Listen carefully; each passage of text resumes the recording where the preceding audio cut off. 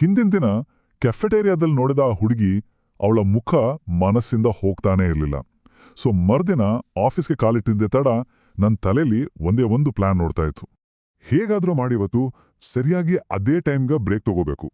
ತಗೊಂಡ್ರೆ ಅವಳು ಮತ್ತೆ ಕಾಣಿಸಿಬೋದು ಅನ್ನೋ ಒಂದು ಸಣ್ಣ ಆಸೆ ಅಷ್ಟೇ. ಆ ಇಡೀ ದಿನ ನನ್ನ ಫೋಕಸ್ ಎಲ್ಲ ಅದ್ರ ಮೇಲೇನೆ ಇಟ್ಟು. ಹಾಗಾಗಿ ಒಂದು ಚಿಕ್ಕ ಕಾಫಿ ಬ್ರೇಕ್ಗೆ ಒಂದು ದೊಡ್ಡ ಮಿಷನ್ ಥರನೇ ತಯಾರಿ ಮಾಡ್ಕೊಂಡಿದ್ದೆ. ಅದಕ್ಕೊಂದು ಹೆಸರು ಇಟ್ಟಿದ್ದೆ, ಆಪರೇಷನ್ ಕಾಫಿ ಬ್ರೇಕ್. ನೋಡೋಣ ಬನ್ನಿ ಈ ಪರ್ಫೆಕ್ಟ್ ಪ್ಲಾನ್ ಏನಾಯ್ತು ಅಂತ. ಪ್ಲಾನ್ ನೋಡೋಕೆ ಸಿಂಪಲ್ ಆಗಿ ಕಾಣ್ಬೋದು, ಆದರೆ ಪ್ರತಿಯೊಂದು ಸ್ಟೆಪ್ ಕೂಡ ತುಂಬಾ ಇಂಪಾರ್ಟೆಂಟ್.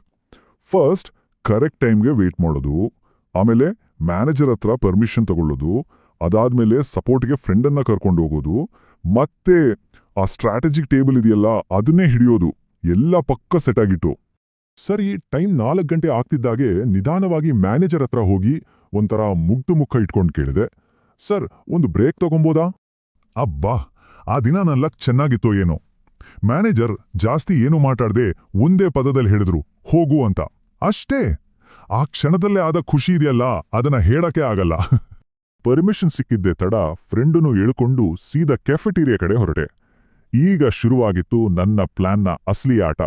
ನಿನ್ನೆ ಕೂತಿದ್ದ ಅದೇ ಕೆಫೆಟೇರಿಯಾ, ಅದೇ ಟೇಬಲ್, ಅದೇ ಚೇರ್, ಎಲ್ಲವನ್ನೂ ಅಚ್ಚುಕಟ್ಟಾಗಿ ಮತ್ತೆ ರೆಡಿ ಮಾಡಿದ್ದೆ.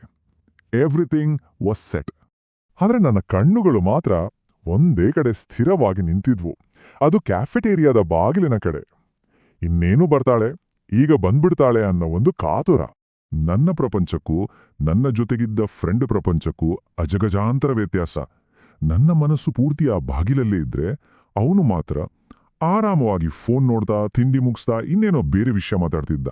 ಪಾಪ ನನ್ನ ಒಳಗಿನ ಈ ತಳಮಳ ಅವನಿಗೆ ಗೊತ್ತೇ ಆಗ್ಲಿಲ್ಲ. ಹಾಗೆ ಸಮಯ ನಿಧಾನವಾಗಿ ಕರಗ್ತಾ ಇತ್ತು. ನನ್ನೊಳಗಿನ ನಿರೀಕ್ಷೆ ಕೂಡ ನಿಧಾನವಾಗಿ ನಿರಾಸೆಯ ಕಡೆಗೆ ಜಾರಕ್ಕೆ ಶುರುವಾಗಿತ್ತು. 4:05 ಬ್ರೇಕ್ ಶುರುವಾಗಿದ್ದು. ಅಷ್ಟೊತ್ತಿಗೆ ನನ್ನ ಪ್ಲೇಟು ಖಾಲಿ. ಅಫಿಷಿಯಲ್ ಆಗಿ ಬ್ರೇಕ್ ಟೈಮ್ ಕೂಡ ಮುಗಿದೋಗಿತ್ತು.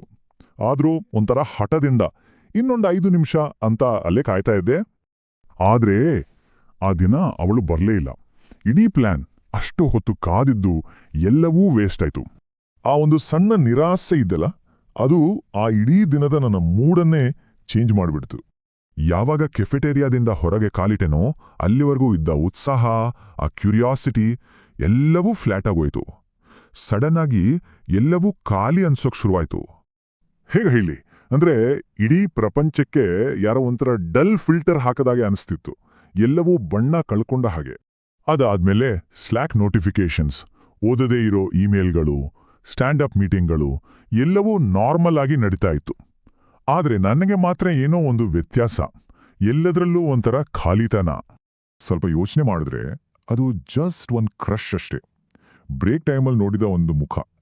ಆದ್ರೆ ಅಷ್ಟು ಸಣ್ಣ ವಿಷಯ ಯಾಕೆ ಮನಸ್ಸಿನ ಮೇಲೆ ಇಷ್ಟೊಂದು ಪರಿಣಾಮ ಬೀರಿತು? ಈ ಪ್ರಶ್ನೆಗೆ ಬಹುಶಃ ಉತ್ತರನೇ ಇಲ್ಲ.